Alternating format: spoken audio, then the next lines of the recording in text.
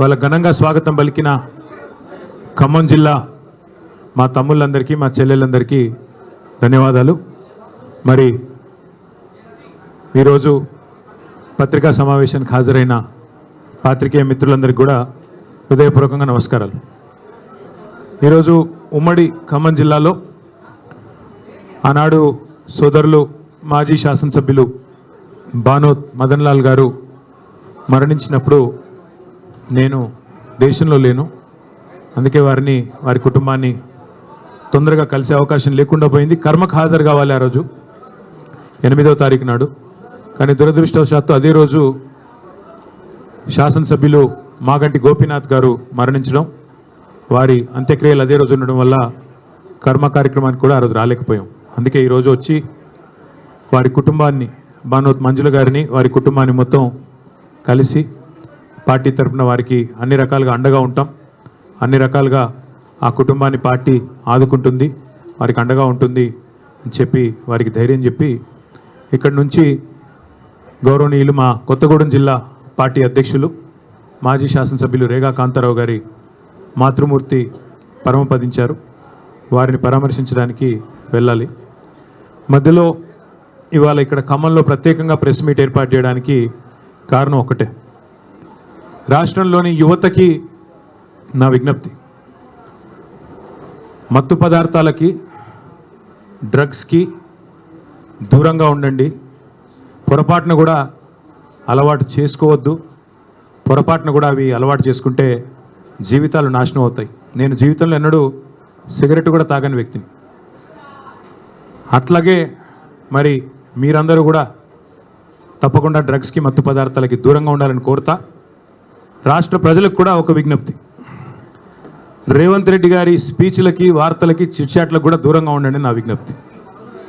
ఎట్లాగైతే మరి డ్రగ్స్ మనుషుల ప్రాణాలు హరిస్తాయో అట్లాగే కొన్ని నికృష్టపు మాటలు, నికృష్టపు డైలాగులు మరి మీ ప్రశాంతతకు, మీ ఆరోగ్యానికి కూడా, రాష్ట్ర ఆరోగ్యానికి కూడా హానికరం. పెద్దలు చెప్తారు, నక్క పీనుగునే పిక్కు తింటుంది, పంది బురదలోనే పొరలాడుతుంది, పెండ పురుగు గుడ్ల చావిట్లోనే తిరుగుతుంది. అట్లాగే గుంపు మేస్త్రి నోట్లోంచి కంపు తప్ప ఏమీ రాదు, నికృష్టపు మాటలు తప్ప ఏది రాదని మళ్ళొక్కసారి తేలిపోయింది. ఒకరోజు ఫోన్ ట్యాపింగ్ అంటాడు, మరొక రోజు ఫార్ములా ఈ అంటాడు, ఇంకో రోజు డ్రగ్స్ అంటాడు, కాదంటే కాళేశ్వరం, లేదంటే కేసీఆర్. 20 నెలల్లో ఈ నికృష్టుడి బతుకు, ఈ రాష్ట్ర ముఖ్యమంత్రిగా ఉన్న నికృష్టుడి బతుకు కేసీఆర్ జపం చేయడం, డైవర్షన్ టాక్టిక్స్ తప్ప, హెడ్లైన్ మేనేజ్మెంటు, డెడ్లైన్ మేనేజ్మెంట్ తప్ప చేసిందేంది? ఇప్పటి వరకు ఈ రాష్ట్రంలో ఏ వర్గానికి నువ్వు చేసిందేంది నేను అడుగుతా ఉన్నా. అందుకే పెద్దలు చెప్తారు, పంది ఎంత బలిసినా నంది కాదు.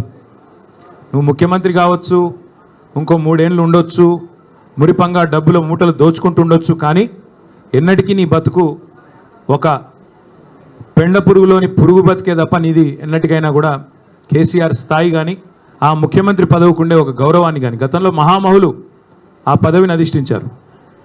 ఓ విజయభాస్కర్ రెడ్డి గారు, ఓ ఎన్టీ రామారావు గారు, ఒక రాజశేఖర రెడ్డి గారు, ఓ చంద్రబాబు నాయుడు గారు, ఓ కేసీఆర్ గారు. వాళ్ళు ఆ పదవికి ఎక్కిన తర్వాత ఎంత హుందాగా వ్యవహారం చేశారు. ఒక రోషయ్య గారు ఎంత హుందాగా వ్యవహరించారు, మీరెంత నికృష్టంగా వ్యవహరిస్తున్నారు. ఇది రాష్ట్రమే కాదు, దేశం మొత్తం గమనిస్తూ ఉంది. 2 ఏళ్ళైంది మీరు తెలంగాణ రాష్ట్రానికి ముఖ్యమంత్రి అయ్యి. మీ వల్ల వీసమెత్తు లాభం పొందిన ఒక మనిషి కానీ, ఒక వర్గం కానీ చూపెడతావా? ఒకటి మాత్రం ఒప్పుకోవాలి, రేవంత్ రెడ్డి గారి వల్ల బాగా లాభపడింది ఎవరయ్యా అంటే చిల్లర గాసిప్ వెబ్సైట్లు, యూట్యూబ్ ఛానళ్ళు, వాటికి పెట్టే దిక్కుమాలిన తంబునేళ్ళు నడుపుకునే కొంతమందికి మాత్రం రేవంత్ రెడ్డి వల్ల కడుపు నిండా మరి బ్రహ్మాండంగా ఆదాయం వస్తున్నమాట మాత్రం వాస్తవం. 3rd రేట్ యూట్యూబ్ ఛానళ్ళకి, మీడియా ముసుగులో దరిద్రాన్ని వండే దగుల్బాజీలకు ఆదాయం పెరగొచ్చు, కానీ రాష్ట్ర ప్రజలకు మాత్రం దమ్మిడి ఆదాయం కూడా, దమ్మిడి లాభం కూడా నీ వల్ల లేదు అనేది వాస్తవం.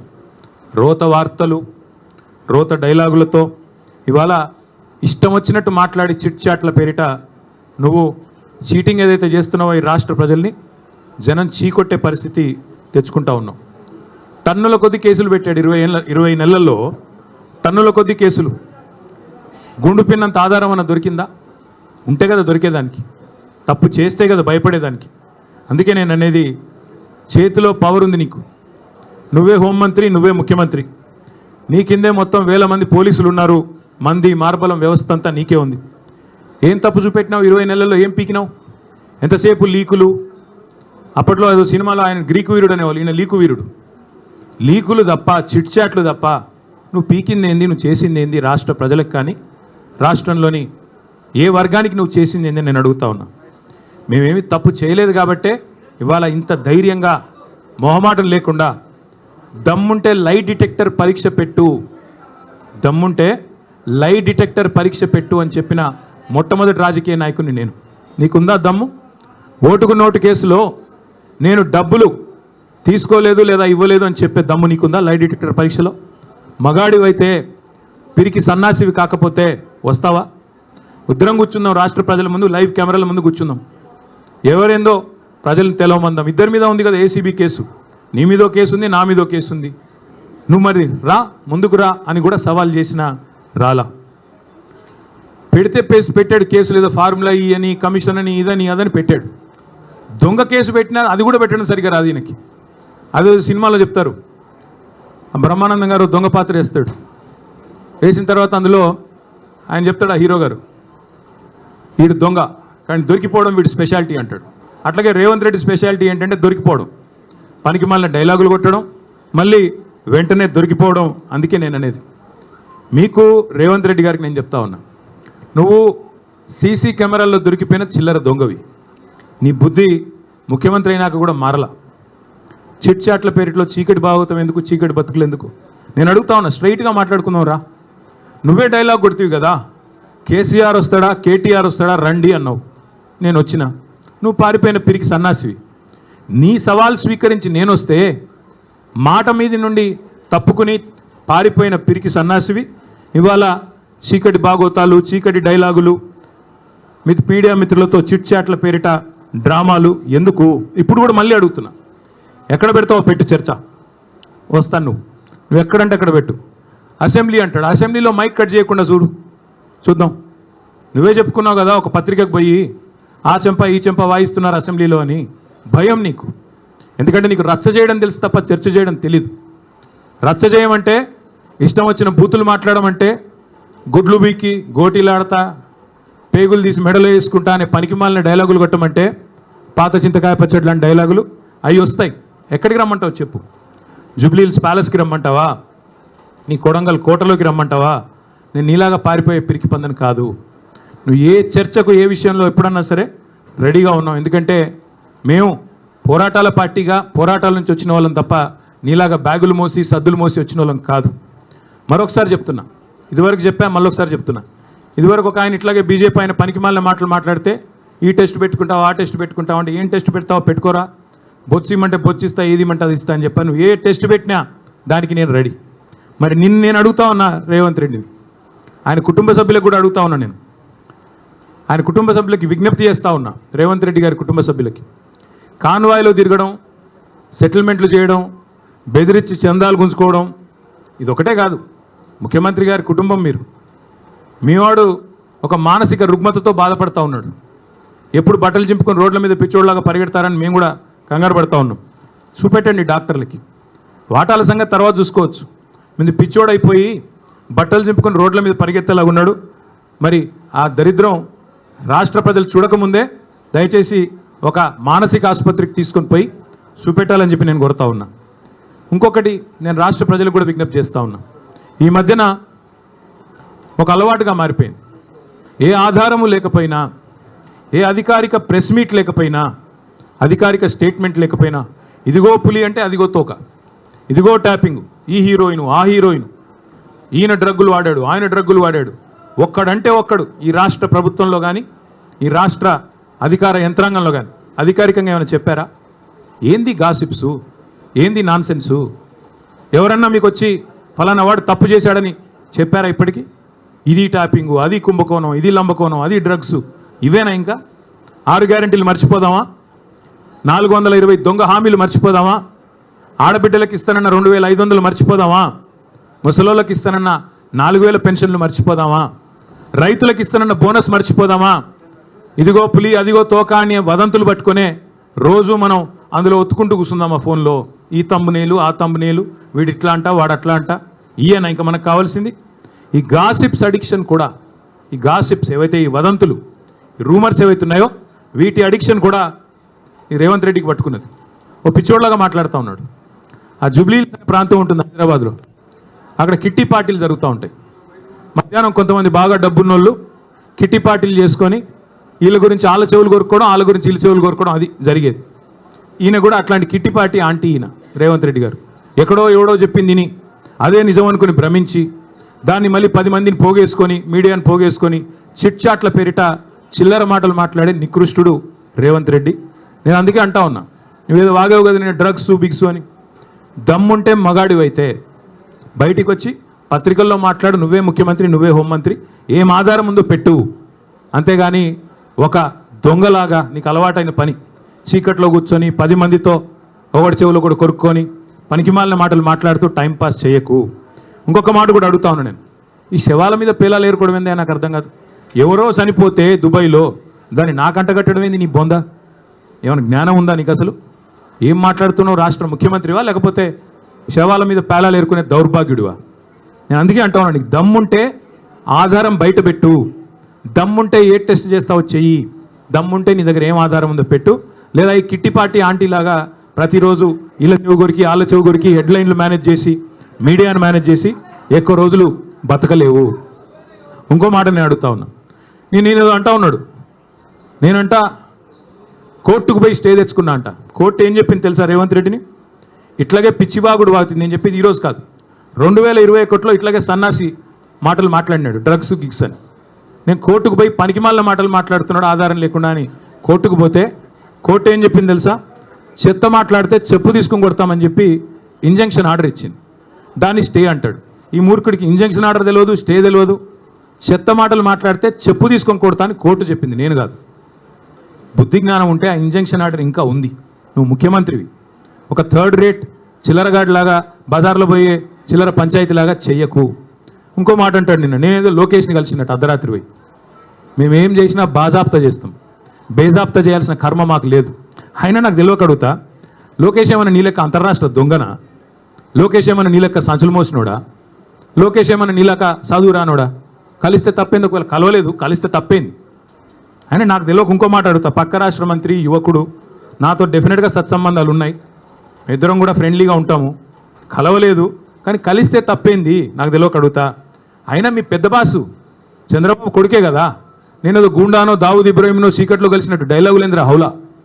నేను అడిగింది ఏంది? నేను చెప్పింది ఏంది? నేను దొంగను కలిసిన నీలాగా, లేకపోతే నీలాగా లోఫర్ రాజకీయాలు చేస్తున్నాను ఢిల్లీలో పోయి చీకట్లో పోయి అమిత్ షా కాళ్ళు పట్టుకొని చీకట్లో పోయి మోడీ గారి పాదాలకు ప్రణమిల్లి చిల్లర రాజకీయం చేస్తున్నానా? పక్క రాష్ట్ర మంత్రి యువకుడు నాకు తమ్ముళ్ళు అంటాడు, కలిస్తే కలుస్తా కానీ నేను కలవలేదు. దానికి ఏదో పెద్ద ఈయనేదో గొప్ప విషయం కనిపెట్టినట్టు.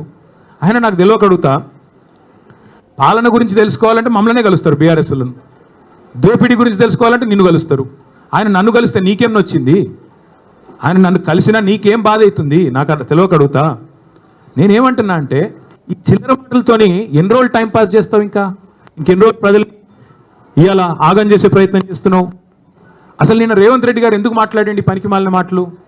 ఎందుకు అంటే ఒకటే కారణం, ఈయన దొరికిపోయిండు. ఇందాక నేను చెప్పిన కదా, దొంగతనం చేయడం మళ్ళీ దొరికిపోవడం ఈయన స్పెషాలిటీ. 48 గంటల ముందు డైలాగులు కొట్టిండు, నేను రానే రాను. ఆంధ్ర వాళ్ళు మీటింగ్ పెట్టినారు, ఆంధ్ర ప్రభుత్వం వాళ్ళ చేతుల్లోనే కేంద్ర ప్రభుత్వం కూడా ఉంది. మరి నేను రాను, చంద్రబాబు పిలిచిన బనకచెర్ల గురించి అయితే నేను రాను అని డైలాగులు కొట్టినాడు, లీకులు ఇచ్చినాడు. లీకు వీరుడు ఇచ్చిన తర్వాత 24 గంటల్లో ఏం మారిందో తెలియదు, 24 గంటల్లో ఏం జరిగిందో తెలియదు. టకామని ఢిల్లీలో తేలిండు. ఢిల్లీలో తేలిన తర్వాత స్పష్టంగా దొరికిపోయినాడు. ఈయనేమో బనకచెర్ల ప్రస్తావనే రాలేదంటాడు. ఆంధ్ర మంత్రి గారు రామానాయుడు గారు బయటకు వచ్చి మొట్టమొదటి ఎజెండా అంశమే బనకచెర్ల, దాని మీద మాట్లాడినాం, 30 రోజుల్లో కమిటీ వేస్తున్నాం, అయిపోయింది, చంద్రబాబు డైరెక్షన్ ఇచ్చిండు, రేవంత్ ఓకే అన్నాడు అన్న లెవెల్లో ఆయన మాట్లాడుతున్నాడు. దొరికిపోయిండు దొంగ. తెలంగాణ ప్రయోజనాలను, గోదావరి జలాలను పూర్తి స్థాయిలో చంద్రబాబు గారికి తాకట్టు పెట్టినాడు అని దొరికిపోగానే మళ్ళీ డైవర్షన్ స్టార్ట్. కొన్ని రోజులు ట్యాపింగు, కొన్ని రోజులు కాళేశ్వరం, కొన్ని రోజులు ఫార్ములా, ఇంకొన్ని రోజులు డ్రగ్స్, మన్ను మశానం వాడి బొంద తప్ప ప్రజలకు పనికొచ్చే ఒక్క మాట, ప్రజలకు పనికొచ్చే ఒక్క మాట, ఒక్కటంటే ఒక్క మాట మాట్లాడినాడా? చిట్ చాట్లో మహాలక్ష్మి ఎప్పుడు ఇస్తావో చెప్పావా? రైతులకు మొత్తం రుణమాఫీ ఎప్పుడు పూర్తి చేస్తావో చెప్పావా? బోనస్ ఎంత ఇచ్చినావు, ఇంకా మిగతాది ఎప్పుడు ఇస్తావో చెప్పావా? రైతు భరోసా అని డైలాగులు కొట్టి 15,000 అని చెప్పి 12,000 ఎందుకు ఇచ్చినావా? దౌర్భాగ్యం ఏందో చెప్పినావా? ఆడపిల్లలకు స్కూటీలు ఎప్పుడు ఇస్తావో చెప్పినావా? ముసలోళ్ళకి 4,000 పెన్షన్లు ఎప్పుడు ఇస్తావో చెప్పావా? ఇది ఏది చేత కాదు. కాబట్టి ఏం చేయాలి? ఈ తెలంగాణను దండుపాలెం బ్యాచ్ లాగా దోచుకుంటున్న అన్నదమ్ముళ్ళు, అనుముల బ్రదర్సు, నువ్వు కలిసి, అదేవిధంగా మీ వాళ్ళు కలిసి మొత్తం ఈరోజు డైవర్షన్ గేమ్లు తప్ప 20 నెలల్లో చేసింది ఏంది? ఇవాళ వెన్నుపోటు పొడవడం అనేది రేవంత్ రెడ్డికి ఏం కొత్త కాదు, వెన్నతో పెట్టిన విద్య. నమ్మి ఓటేసిన పాపానికి దేశ రాజధాని ఢిల్లీ సాక్షిగా మరి మళ్ళొక్కసారి తెలంగాణ ప్రజల గొంతు కోసిన కసాయి రేవంత్ రెడ్డి. నాడు నోట్ల కట్టలతో అడ్డంగా దొరికిండు, ఈరోజు ప్రజల నోట్లోనే మట్టి కొడతా ఉన్నాడు రేవంత్ రెడ్డి. త్యాగాలు, పోరాటాలు, బలిదానాలతో ఏర్పడ్డ ఈ తెలంగాణకి ఇట్లాంటి నికృష్టుడు ముఖ్యమంత్రిగా ఉండడం అనేది నిజంగా కూడా మనందరికీ అవమానం.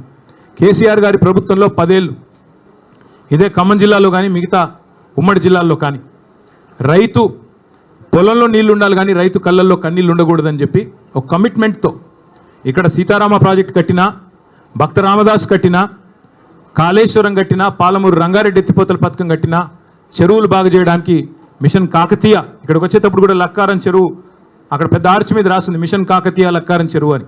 అట్లాంటి కార్యక్రమాలు మరి అనుక్షణం తప్పించి మరి 14 ఏళ్ళు ఆనాడు నీళ్ల పేరిట పోరాటం చేసిన, 10 ఏళ్ళు ప్రభుత్వాన్ని నడిపిన కేసీఆర్ గారు ప్రాజెక్టులు కట్టారు. రైతు బాగుండాలని తప్పించి రైతు బంధు పెట్టి, రైతు బీమా పెట్టి, పంటలు కొని బ్రహ్మాండంగా నీళ్ళు అందించి 12వ స్థానంలో ఉన్న తెలంగాణ నెంబర్ 1 స్థానాన్ని తీసుకొని పోయారు. కానీ దాని గురించి కూడా నిన్న చిల్లర మాటలు ఢిల్లీలో మాట్లాడిండు రేవంత్ రెడ్డి. బాబు గారితో మరి జరిగిపోయిన దొంగ ఒప్పందం, చీకటి ఒప్పందం బయటపడంగానే కవర్ చేసుకోవడానికి కవర్ డ్రైవ్లు, ఇవన్నీ ఎక్స్ట్రా కవర్ డ్రైవ్లు, డ్రగ్స్, కాళేశ్వరము, ట్యాపింగు, టూపింగు. అందుకే కుడిదిలో పడ్డ ఎలకలా కొట్టుకుంటా ఉన్నాడు. ఏం చేయాలో తెలియదు, దొరికిపోయిండు, అడ్డంగా దొరికిపోవడం కాబట్టి అడ్డదారులు ఎత్తుకుతా ఉన్నాడు. ఎజెండాలో ఫస్ట్ ఐటమ్ అని చెప్పాడు కదా, నేను కాదుగా చెప్పింది. ఎజెండాలో ఫస్ట్ ఐటమ్ అని నిమ్మల రామానాయుడు గారు, ఏపీ మంత్రి గారు చెప్పిన మాట వాస్తవం కాదా? ఇంత స్పష్టంగా చెప్పిన తర్వాత తెలంగాణ ముఖ్యమంత్రి అబద్ధాలు చెప్పిన మాట వాస్తవం కాదా? అందుకే నేను అనేది 70 లక్షల మంది రైతుల ముందు, ఇవాళ కోట్లాది మంది ప్రజల ముందు మళ్ళొకసారి దొరికిపోయింది కాబట్టే ఈ మైండ్ బ్లాంక్ అయిపోయి ఈ పనికిమాలిన మాటలతో అటెన్షన్ డైవర్షన్ కోసం ఈ చెత్తవాగుడంతా వాగుతూ ఉన్నాడు. డ్రైనేజీ కంపు ఎంత అయితే ఉంటుందో అంతకంటే ఎక్కువ మీ దగ్గర అదే ఉండేది. ఇక్కడ ఇదివరకు కాలువ, ఆ గోళ్ళపాడు ఉండే ఇదివరకు అలా పోవాలంటేనే భయం అవుతుండే, అంతకంటే కంపు ఉన్నది ఇప్పుడు రేవంత్ రెడ్డి నోరు. ఆ నోరు తెరిస్తే దరిద్రం గబ్బు తప్ప ఒక్కటంటే ఒక్క మంచి మాట రాదు. అట్లే నేను అడుగుతా ఉన్నా, ఈ జిల్లాలో ఏం చేశారు ఇప్పుడు రేవంత్ రెడ్డి గారు? ఈ 20 నెలల కాలంలో రాష్ట్రానికి ఏం చేసినావు, ఖమ్మం జిల్లాకి ఏం చేసినావు చెప్తావా? కేసీఆర్ గారు కట్టిన ప్రాజెక్టు సీతారామ, ఆ ప్రాజెక్టుకు వచ్చి రిబ్బన్ కట్ చేసి నెత్తిన నీళ్ళు చల్లుకోవడం తప్ప నువ్వు పీకింది ఏంది, నీ మంత్రులు పీకింది ఏంది అని అడుగుతా ఉన్నా. ఒక మంత్రి ఏమో బాంబుల్లో బిజీగా ఉన్నాడు, ఆయన పేరు బాంబులేట్ అయిపోయింది పాపం. ఇప్పుడు బాంబు పెళ్తుంది, అప్పుడు బాంబు వెళ్తుంది, Karthika Pournami bye, Deepavali bye, Sankranti bye, మళ్ళీ దసరా రానివట్టే, దీపావళి రానివట్టే, ఇప్పుడు పేలుతుంది, అప్పుడు పేలుతుంది. ఏంది పేలేది, ఏంది చేసింది ఏంది, నువ్వు పీకేది ఏంది? అందుకే చెప్పాను నేను లాస్ట్లో కూడా, ఏదో ఉత్సులో ఇరుక్కున్నాడు అంటే ఉత్సాన బొత్స అని చెప్పాను. ఇప్పుడు కూడా మళ్ళీ అదే చెప్తా ఉన్నా, మీరు పీకేది ఏమీ లేదు కాంగ్రెస్ వాళ్ళు, 100% చెప్తున్నా. మిమ్మల్ని మాత్రం 420 హామీల విషయంలో ఫుట్బాల్ ఆడే బాధ్యత మాదే. ప్రధాన ప్రతిపక్షంగా రేవంత్ రెడ్డి కావచ్చు, పొంగులేటి కావచ్చు, వాళ్ళ అయ్య కావచ్చు, వాళ్ళ తాత కావచ్చు, ఫుట్బాల్ ఆడే బాధ్యత మాది. ఇదే ఖమ్మం జిల్లాలో మళ్ళీ బ్రహ్మాండమైన మెజారిటీతో తిరిగి గులాబీ జెండా రెపరెపలు ఆడుతుంది. ఇప్పటికే ఖమ్మం జిల్లా ప్రజలకి మోసం కూడా అర్థమైంది. నేను ఎందుకు ఇలా బాధ అంతా ఏంటి, ఇలా ఆక్రోశం ఏంటి? పొంగులేటి శ్రీనివాసరెడ్డి గారికి బ్రహ్మాండంగా ఈ ప్రభుత్వం వచ్చిన తర్వాత కొడంగల్ లిఫ్ట్ ఇరిగేషన్లో 4,000 కోట్ల రూపాయల ప్రాజెక్టులు ఇచ్చారు.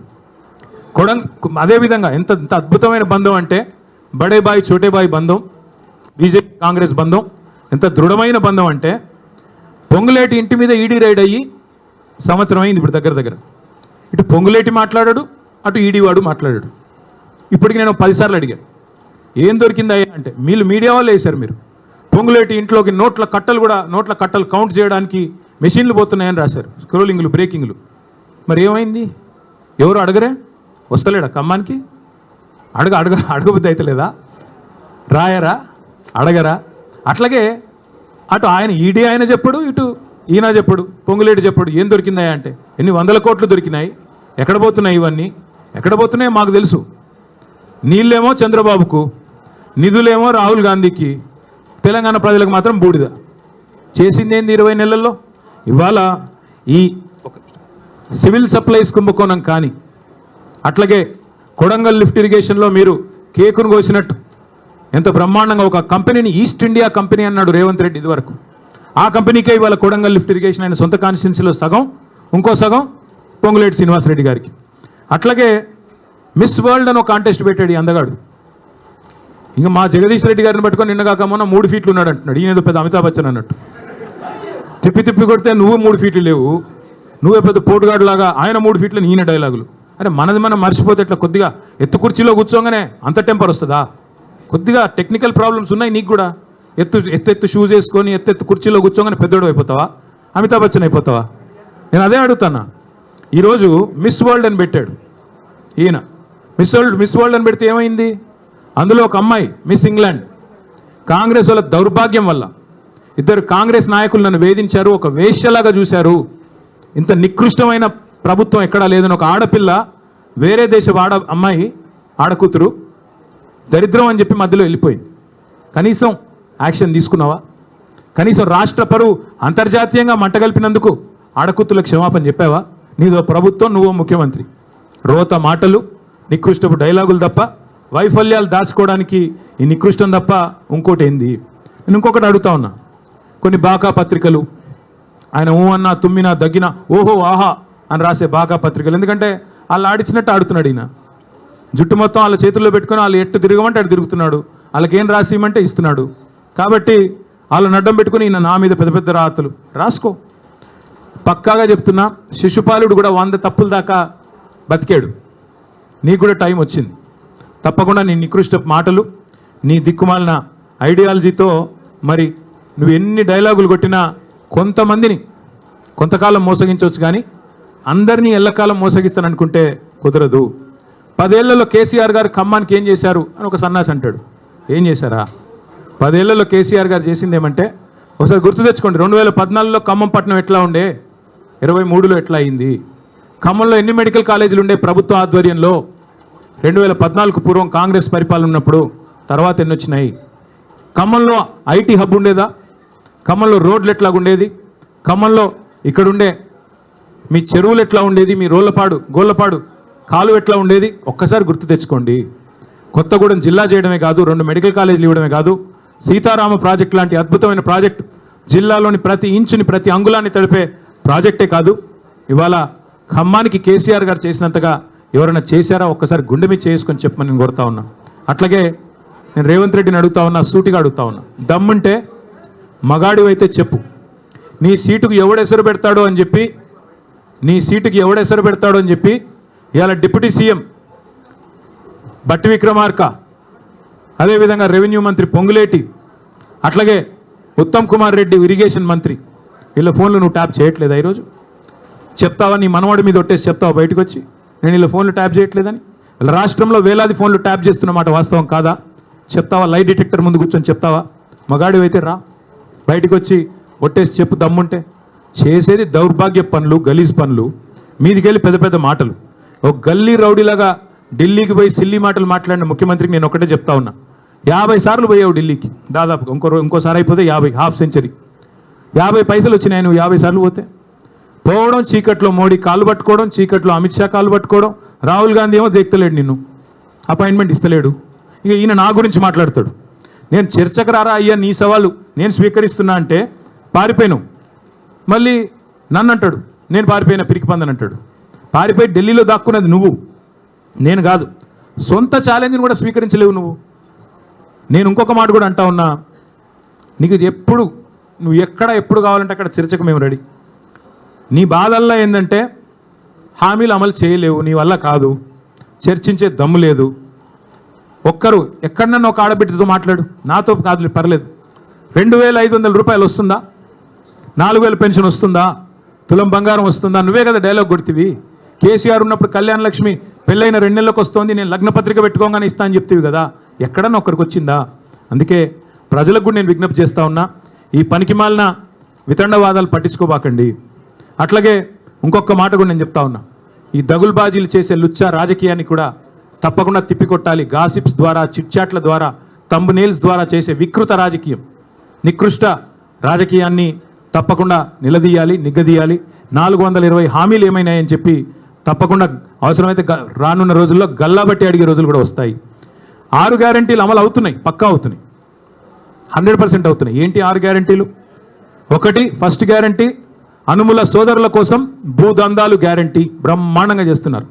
4th city, AI city Hyderabad చుట్టూ 1000 ఎకరాల్లో RRR పేరిట తొందరలో బయట పెడతాం, సర్వే నెంబర్లతో సహా బయట పెడతాం, మీరు చూడండి. రెండో గ్యారంటీ బాబు గారి కోసం బనకచెర్ల ప్రాజెక్టు గ్యారంటీ. మూడవది రాహుల్ గాంధీ కోసం నెల బస్తాలు మూటలు నోట్ల కట్టలు గ్యారంటీ. 4వది బావమరిది గారి కోసం అమృత్ కాంట్రాక్ట్ 1137 కోట్లు, ఇప్పుడు మళ్ళీ సింగరేణిలో కొత్తది ఇచ్చాడంట, ఇంకోటి ఇచ్చాడంట, అది కూడా రేపు ఎల్లుండి బయట పెడతాం. 5వది గ్యారంటీ ప్రశ్నిస్తే అక్రమ కేసులు, అరెస్టులు, ప్రతిపక్షాల గొంతు నొక్కడాలు, నిర్బంధాలు, అణచివేతలు. 6వ గ్యారంటీ నెలకొకసారి ఢిల్లీ గ్యారంటీ, నెలకొకసారి కాకపోతే 4 సార్లు ఢిల్లీ గ్యారంటీ, అక్కడ పోయి చీకట్లో మోడీ కాళ్ళు పట్టుకోవడం గ్యారంటీ. ఇది తప్ప నువ్వు ఈ 6 గ్యారంటీలు తప్ప నువ్వు అసలు చెప్పిన 6 గ్యారంటీలు ఎక్కడ పోయినాయని నేను అడుగుతా ఉన్నా. ఇంకొక మాట కూడా నేను అడుగుతా ఉన్నా, నేను ఫామ్ హౌస్ అంటాడు రేవంత్ రెడ్డి గారు. ఫామ్ హౌస్ కాదు, కేసీఆర్ కాదు, నువ్వు ఏ ఫార్మర్ హౌస్కి పోయినా నీ బతికేందో చెప్తారు. ఇవాళ రాష్ట్రంలో ఏ ఫార్మర్ హౌస్కి పోతావో పో, కొండారెడ్డిపల్లిలోనా, కొడంగల్లోనా, ఖమ్మంలోనా, యాడికి వస్తావో రా, ఫార్మర్సే చెప్తారు నీ బతికేందో, నీ లెక్కేందో. అట్లాగే ఇంకొక మాట కూడా నేను చెప్తా ఉన్నా, ఇవాళ 100% చెప్తా ఉన్నా, నువ్వు ఏ సవాలు ఎప్పుడు ఎక్కడ వేసినా స్వీకరించేదానికి నేను సిద్ధంగా ఉన్నా. నేను రేవంత్ రెడ్డి గారికి ఒక్కటే అడుగుతా ఉన్నా, మీరు అసెంబ్లీలో మైకులు కట్ చేసి స్పీకర్ గారిని కనుసైగలతో నియంత్రించి బతికిపోతా అక్కడేదో 4 డైలాగులు కొట్టి ఊకదంపుడు ఉపన్యాసాలు కొట్టి మళ్ళీ ఇట్లే డ్రగ్స్, కాళేశ్వరం, ట్యాపింగు, టూపింగు అని చెప్పి తప్పించుకుంటా అంటే ఎక్కువ రోజులు తప్పించుకోలేవు. టైం గడుస్తూ ఉంది, 20 నెలలు అయిపోయింది. ప్రజలు చూస్తూ ఉన్నారు, అన్నీ చూస్తూ ఉన్నారు. తప్పకుండా అన్నిటికీ తిరుగులేని సమాధానం చెప్తారు. స్థానిక సంస్థల ఎన్నికల్లో బీసీలను ఎట్లా మోసం చేస్తున్నావో బీసీలు కూడా చూస్తూ ఉన్నారు. 42% రిజర్వేషన్ల పేరిట నీ ప్రభుత్వం ఆడుతున్న నాటకాన్ని కూడా బీసీలు అర్థం చేసుకున్నారు. బీసీ డిక్లరేషన్లో చాలా చెప్పావు, 20,000 కోట్ల బడ్జెట్ ఇస్తా అన్నావు, సంవత్సరానికి 5 ఏళ్లలో 1,00,000 కోట్ల బడ్జెట్ అన్నావు. మరి 2 బడ్జెట్లు పెట్టావు, 2 బడ్జెట్లు కలిపి కూడా ఇప్పటివరకు పెట్టింది 20,000 కాదు, ఖర్చు పెట్టింది 10,000 కూడా కాదు. ఎక్కడ పోయింది 1,00,000 కోట్ల బడ్జెట్? అట్లాగే నువ్వే కదా చెప్పింది బీసీ సబ్ ప్లాన్ తెస్తా అన్నావు, ఎక్కడ పోయింది బీసీ సబ్ ప్లాన్? 42% కేవలం రాజకీయ రిజర్వేషన్లే కాదు, ప్రభుత్వ వర్కుల్లో 42% ఇస్తానన్నావు, కాంట్రాక్టులో 42% ఇస్తానన్నావు.